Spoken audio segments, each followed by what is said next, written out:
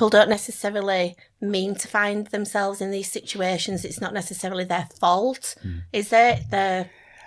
I think that every time we have the good fortune to be in a position where we can share some of the story, I'm always keen to point out to people, which is at your worst time, you've probably got a view of the families that we support. Yeah. Mm-hmm.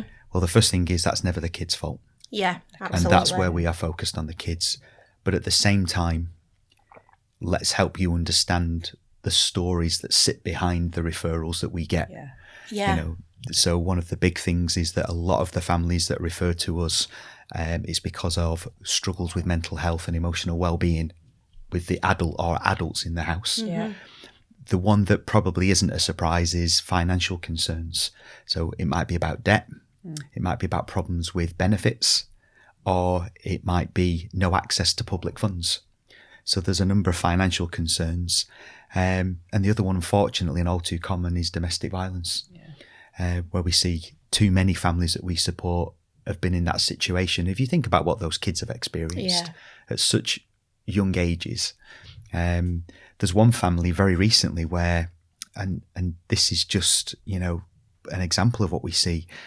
It was a family, and very sadly, a few years ago, mum lost their daughter, so the kids lost their sister at the age of 10, and it was after a long illness.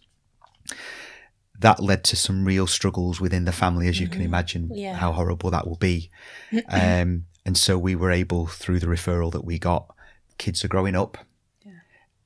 The room that the daughter had that passed away, it was a case of son now needed to sleep in that room separate from sisters. You know, you've got to think about appropriate sleeping arrangements.